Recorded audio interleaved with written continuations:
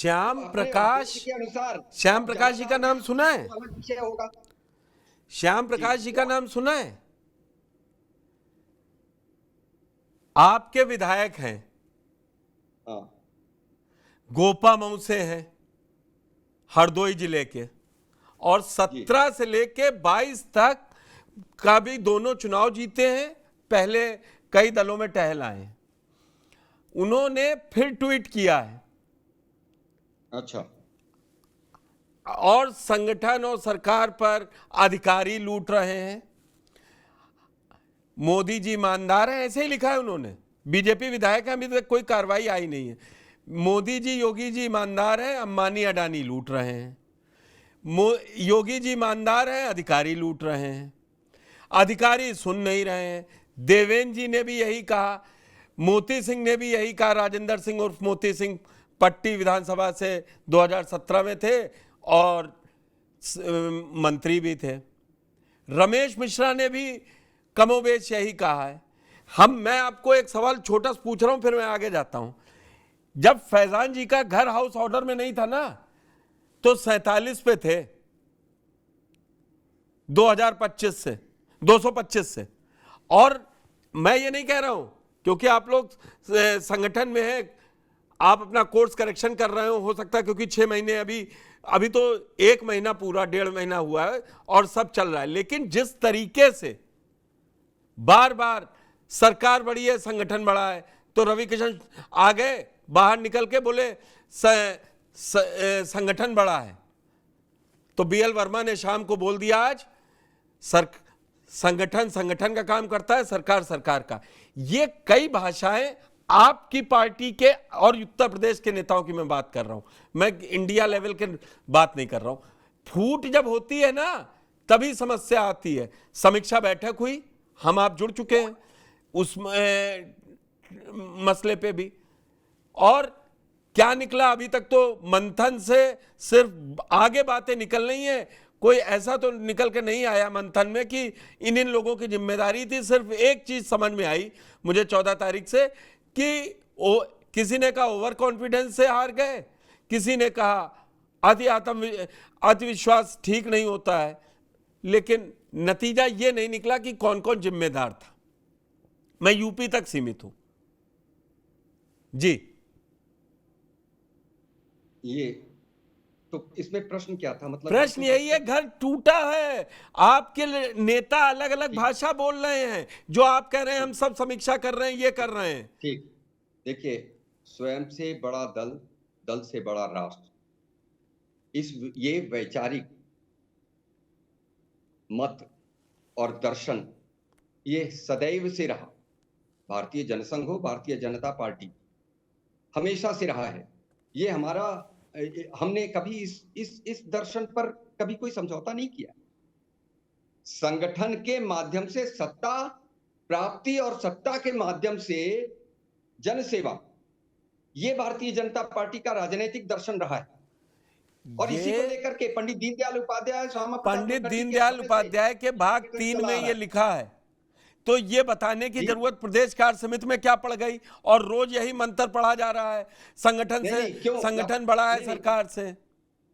अरे पुष्कर जी, एक अखंड रामायण का आप पाठ करते हैं, उसमें मूल मंत्र संपुट रखा जाता है और वो संपुट हर दोहे के बाद पढ़ा जाता है। फिर आप कहें कि पूरी रामायण तो पढ़ रहे हैं, ये रामायण पढ़ी जा रही है, क्योंकि संपुट मूल है। सुनील जी, संपुट ये मूल है, उसको हमेशा रखना है, मीडिया हो, आप जैसे वरिष्ठ पत्रकार लोग हो, ठीक है प्रमोद जी या फैजान जी पार्टी के हैं तो वो तो इन पर वार करेंगे। आप लोग ज्यादा बिटवीन द लाइंस पढ़ रहे हैं। वो कह रहे हैं रामायण में जैसे संपुट पढ़ा जाता है, उसी संपुट की तरीके से ये याद दिलाया जा रहा है कार्यकर्ताओं को। आप अनम्यूट कर लीजिए अपने को। मैं अनम्यूट हूँ। ठीक है, आवाज आ गई, आवाज आ गई। धन्यवाद पुष्कर जी। 2014 के बाद से अब तक जी भारतीय जनता पार्टी का कोई एक कार्यक्रम आप दिखा दीजिए जिसमें पार्टी के बड़े नेता सरकार में जो लोग मौजूद हैं वह पार्टी का अध्यक्ष के स्वागत करते हुए दिखाई पड़ रहे हैं। कोई एक आयोजन दिखा दीजिए आप। पार्टी के कार्यालय पर, बाहर, पब्लिक सभा में, कहीं भी अगर संगठन बड़ा है तो पार्टी का अध्यक्ष बड़ा है। बिल्कुल। पार्टी के अध्यक्ष की बात सुनते हुए कहीं आप दिखाइए कि ये लोग सामने सभी लोग बैठे हुए हैं, पार्टी के अध्यक्ष मंच पे बैठे हुए हैं, या पार्टी कार्यालय पर सब पहुंच रहे हैं, पार्टी कार्यालय पर अंतिम पहुंचता है राष्ट्रीय अध्यक्ष और लोग उसका स्वागत कर रहे हैं। कोई एक आयोजन दिखा दीजिए आप, कोई एक ऐसा वीडियो दिखा दीजिए। यह विवाद पहली बार नहीं हुआ है बीजेपी के साथ। आप याद कीजिए, अटल बिहारी वाजपेयी सरकार में यह विवाद पैदा हुआ था, और उस दौर में आप याद कीजिए प्रमोद महाजन का बयान जी। प्रमोद महाजन ने बयान दिया था कि सरकार के लोग सरकार का काम करते हैं, पार्टी के लोग पार्टी का काम करते हैं, जो आज आप बता रहे हैं डीएल वर्मा का बयान। ये बयान उस समय भी आया था जी। और उन्होंने उदाहरण दिया था कि कोई न कोई तो वजह होगी कि सुमित्रा महाजन पार्टी का काम देख रही है, प्रमोद महाजन सरकार का काम देख रहा है। यह बयान है उनका। तो यह सरकार में जब बीजेपी आई है तब इस तरह के विवाद पैदा हुए हैं। ऐसा नहीं कि संगठन को आप बहुत समेट करके चल रहे हैं या संगठन को तरजीह दे रहे हैं। आप याद कीजिए उत्तर प्रदेश में ही जब 2017 में सरकार आई तो ये कहा गया था कि प्रदेश सरकार का एक मंत्री प्रतिदिन पार्टी कार्यालय में बैठेगा और जनता से मिलेगा, पार्टी कार्यकर्ताओं से मिलेगा। कितने दिन तक की परंपरा चली, व्यवस्था चली? शुरुआत में चली, फिर आज बहुत पार्टी ज्यादा दिन नहीं चली। तब तक 2018 का रिजल्ट आ गया था। वही मैं आपसे कह रहा हूँ कि अब उसके बाद आप आगे चलते चले जाइए। सवाल ये नहीं है, सवाल है कि कहना कुछ और करना कुछ अलग। एक स्थिति हो गई है भारतीय जनता पार्टी में, संगठन और सरकार के बीच तालमेल नहीं है, ये तथ्य है। आप आपस में मनमुटाव है, संघर्ष है, ये तथ्य है, इससे भी आप इनकार नहीं कर सकते। अब स्थिति ये बन गई है कि अब मान लीजिए कि चुनाव को लेकर के आप मंथन कर रहे हैं। मंथन में बयान क्या रहा है? पार्टी में भीतरघात था, कार्यकर्ताओं में असंतोष था, मुख्यमंत्री जी कह रहे हैं कि अति आत्मविश्वास था। क्या ये तथ्य, अगर क्या भारतीय जनता पार्टी अपने हार के कारणों को स्वीकार करने के लिए तैयार हो रही है इन बयानों से? अगर विश्वासघात की बात कर लें तो आप मुझे बता दीजिए, कोई भारतीय जनता पार्टी का कोई नेता बता दे कि वाराणसी में कौन विश्वासघात कर रहा था, किसके पास इतनी ताकत थी, कौन सोच भी सकता था वहां विश्वासघात करने के लिए? आप आज कार्यकर्ताओं में अगर संतोष की बात कीजिए तो मैं लखनऊ में, वाराणसी में किसके साथ किस तरह का संतोष दिखाई पड़ रहा था? संघ के लोगों की निष्क्रियता की बात की जा रही है। संघ के लोग किस तरह से लाभान्वित नहीं है वही सरकार में, चाहे केंद्र की सरकार हो चाहे राज्य की सरकार हो। ये केवल है क्या कि जो वास्तविकता है उस वास्तविकता से आंख बोलने, आंख बंद करने की कोशिश है। तो दरअसल स्वीकार करने के लिए देते हैं।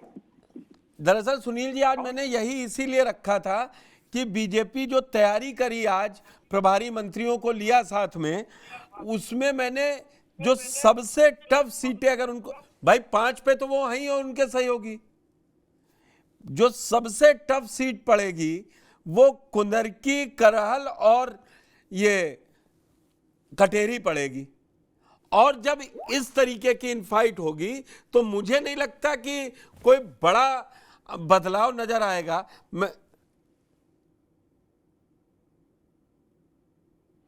करहल में तो भारतीय जनता पार्टी आज तक नहीं जीती है। हाँ, जब से गठन हुआ है, जब से चुनाव हो रहा है। हाँ, और कुंदरकी और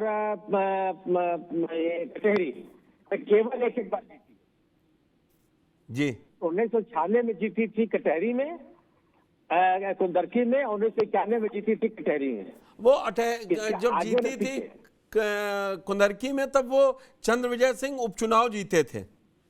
उपचुनाव एक बार केवल जी, केवल एक बार, बाकी कभी नहीं जीत पाए। ये मिल्कीपुर की बात करिए, आप उल्लेख कर ही लिया है, जहाँ समाजवादी पार्टी का कब्जा है, वहाँ भारतीय जनता पार्टी आज तक केवल 2 बार जीती है जी, 1991 में और 2017 में। सुधांशु जी, आपसे मैं ये नहीं समझूंगा अभी कि इन लोगों की इनफाइट की वजह से इंडिया का अब अपर हैंड है या एनडीए का अपर हैंड है। बीएसपी क्या रोल अदा करेगी? क्योंकि मायावती ने एक बार फिर से कम उपचुनाव के लिए तो आकाश आनंद को भी उतार दिया है और उनको पूरा वो कहा है। और बीएसपी कितना खेल बिगाड़ पाएगी? क्योंकि कुंदरकी पे उसने 8 जोन में बांट के और बड़ा काम किया जब से 4 जून को नतीजे आए हैं। और एक बड़ी बात उन्होंने ये भी कह दिया कि अब मुसलमानों को जरा मैं संभल के टिकट दूंगी। उन्होंने लोकसभा में सबसे ज़्यादा मुसलमान कैंडिडेटों को टिकट दिया था। तो आपको क्या लगता है इन 10 सीटों और खासतौर से इन 3 सीटों पर क्या लगता है आपको, आप प्रणाम पढ़िए। बसपा का क्या रोल रहेगा? देखिए, एक तो ये है कि उपचुनाव है। पहले तो मायावती जी कई बार उपचुनाव लड़ती नहीं थी, जी अब इस बार तैयारी है। तो और चूंकि सीटें मुझे लगता है ज्यादा हैं, 10 हैं, तो और उनके पास एक भी विधायक नहीं बचे, तो उनको ये प्रयास ठीक है, वो कर रही हैं। और हमको लगता है पीछे दो चीजें देखनी चाहिए। हालांकि आपने कहा कि हम वहां नहीं जाएंगे, लेकिन लगता है 22 और 24 जी आप उसको अगर नहीं देखेंगे तो ये डिफाइन नहीं हो पाएगा कि क्या मायावती जी की भूमिका रहेंगी और पूरा इलेक्शन किस तरीके से ये 10 सीट का हो।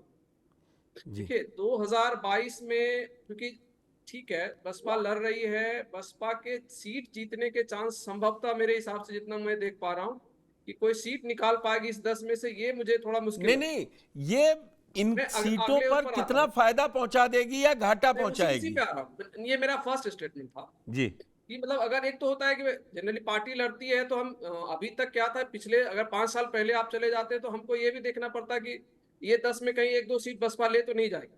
लेकिन जी अभी जो स्थिति है कि फर्स्ट स्टेटमेंट मेरा ये है कि उसमें ये संभावना तो नहीं दिख रही है कि बसपा इनमें से कोई एक निकाल पाए। अब आता बिल्कुल है दूसरा कि भाई क्या बसपा नहीं निकाल ले जाएगी तो बसपा समाजवादी पार्टी को या भारतीय जनता पार्टी को किसको लाभ पहुंचाएगी और किसको नुकसान पहुंचाएगी, यही जी भूमिका अब उसकी रह गई है।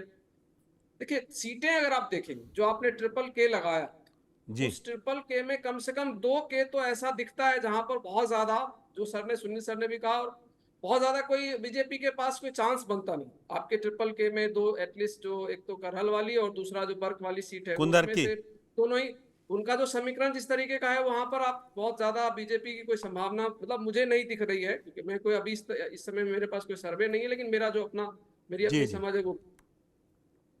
आप एक चीज देखेंगे कि जो स्थिति बनी है, सपा जो है वो मेजर, अगर नफा और नुकसान जिसको होना है वो समाजवादी पार्टी, क्योंकि उसकी 5 सीटें जी और बीजेपी की 3 है, 2 उसके साथ के लोग हैं उसमें से। जैसे अभी समाजवादी पार्टी के प्रवक्ता ने कहा कि भाई राष्ट्रीय लोकदल और समाजवादी पार्टी मिलकर जब लड़ी थी तब मीरापुर वो सीट जो है वो निकाल पाए। अब वहां पर क्या है कि भाई समाजवादी पार्टी अलग हो गई। लेकिन दूसरी जो महत्वपूर्ण चीज है कि समाजवादी पार्टी भी जो चुनाव लड़ रही थी खास करके पूर्वांचल में, तब उनके साथ वो राजभर जी साथ में थे। जी इस वक्त में राजभर जी इधर नहीं है ना, अभी तक की स्थिति में है कि राजभर जी बीजेपी के साथ रहेंगे। तो ये कुछ सारे फैक्टर है। जो बसपा का मामला है, देखिए एक चीज, अब मैं एक पॉइंट पर आता हूं। जो लोकसभा में मैंने देखा था, लोकसभा में जो नाराजगी थी, आपको याद होगा मैंने कहा था तो आप चौंके थे कि अरे ऐसे आप पहली दफा हैं जो कह रहे हैं कि नरेंद्र मोदी के खिलाफ नाराजगी है। जी पर आपको मैं बता रहा हूं उत्तर प्रदेश ऐसा राज्य था जहां पर नरेंद्र मोदी के खिलाफ नाराजगी थी, और आपको मैं बताऊं उसी में से कई लोग थे जो योगी आदित्यनाथ से खुश थे। अब जो चुनाव होने वाला है और जो मुझे दिख रही है स्थितियां कि प्रोजेक्शन क्या होगा, प्रोजेक्शन होगा योगी आदित्यनाथ जी का, वही दिख रहे हैं, एक्टिव दिख रहे हैं, मीटिंग्स कर रहे हैं। नेशनल जो इनका जो राष्ट्रीय वो है वो उस तरह से वहां पर नहीं दिख रहा। तो हो सकता है कि वो लोग जो खास करके लॉ एंड ऑर्डर का जो सिचुएशन रहता है और 2-3 फैक्टर जो काम करते रहे समाजवादी पार्टी के खिलाफ, उसमें से एक फैक्टर ये है कि जो दलित जातियां हैं जो यादवों के साथ अपने को नहीं जोड़ पाती है, क्योंकि ये माना जाता है अब ये पीडीए का मामला जो रहेगा उससे कितना फर्क पड़ेगा वो देखने वाली बात है।